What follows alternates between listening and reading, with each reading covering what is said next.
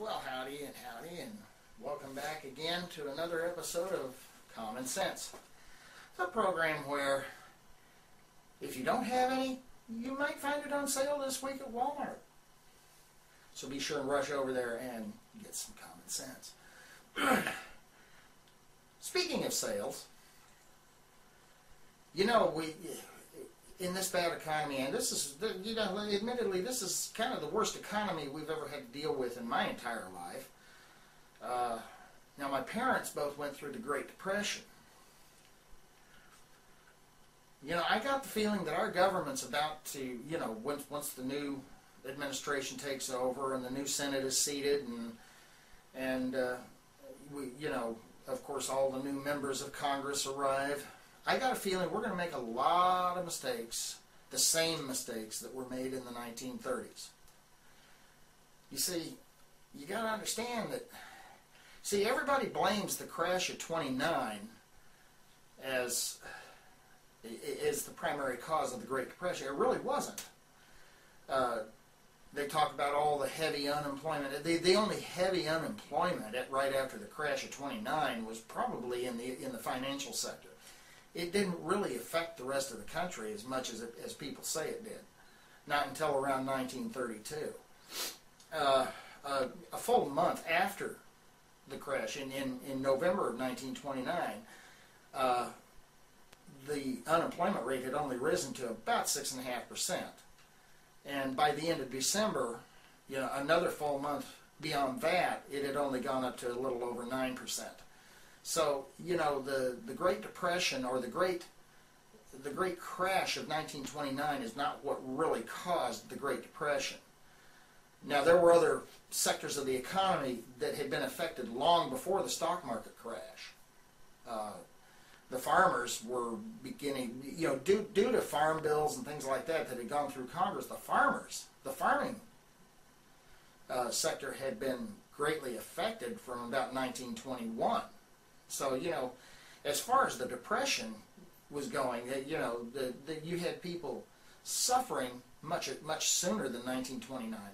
But you didn't really, you know, the country moved on. The country was still in fairly decent economic shape.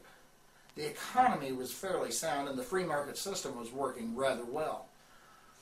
I just love how these politicians, especially those on the left, they just fawn over the idea that we're in an economic slump right now, and they love to blame the free market for it. It's not the free market that did it. You know, just like in 1929, it wasn't really the free market that caused the problem.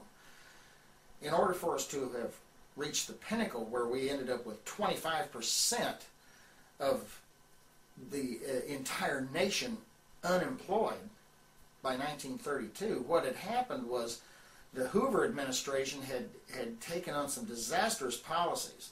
They added tariffs in that time on imported goods, and then they added a tax on the capital gains. Yeah, where we heard that before.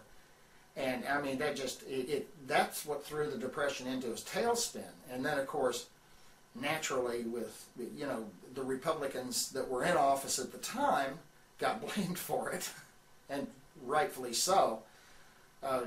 You know, of course, what a lot of people don't realize is that when Franklin Delano Roosevelt stepped in, he came up with his New Deal, what he did was did a bunch of make-work projects. These weren't jobs that were going to last. I mean, no construction. I've worked construction. I worked construction for a number of years. Those jobs don't last. They end. When the job is over, it's done. You're laid off. Another part of the New Deal, Franklin Delano Roosevelt did nothing to repeal some of the disastrous policies of the Hoover administration. He didn't, you know, in fact, he enhanced some of them. As a result, it took a world war, that being World War II, to actually pull us out of the Great Depression. And that's what a lot of people don't realize, that we're fixing to make that same mistake again. When Mr. Obama takes office in the White House, and when he's gone through his inauguration, he's going to do some very foolish things, in my opinion. But what can we do about it? The politicians, obviously, you know, how many times have we heard already that 10 to 1 emails, letters to congressmen, whatnot, 10 to 1 or better against these bailouts, especially a bailout of the auto industry, but also against the bailouts of the financial institutions and things of that nature. Now Barack Obama, we're in the midst of a financial crisis in this country, and Mr. Obama and the Democrats in both houses of Congress are sitting there talking about raising taxes. People, the common sense there is you don't raise taxes in that kind of economy. And, you know, it's not that we're not paying enough taxes, people. We are paying more than enough taxes. As Ronald Reagan said, and I quote, "It's not that the people aren't paying enough taxes. It's that Congress spends too much." Unquote. That is the problem. Congress spends too much.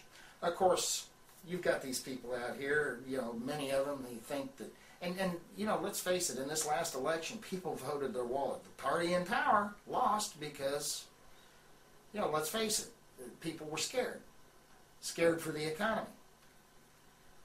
Well, what do you think is going to be in a few years from now? Well, in 4 years from now, do you think Barack Obama will get reelected because he'll convince you that he's got his Herbert Hoover, which was George W. Bush? Or are you going to use your common sense and maybe think twice about that? Maybe make him a one-term president. Now, in reality, I hope Mr. Obama does a good job. And if he does if he does find ways of pulling our economy out of a slump, wonderful. I'm all for it. But I'm just not convinced, people. He's too far to the left. And as we know from the Jimmy Carter era, going too far to the left does not make a good economy. You remember those days? I do.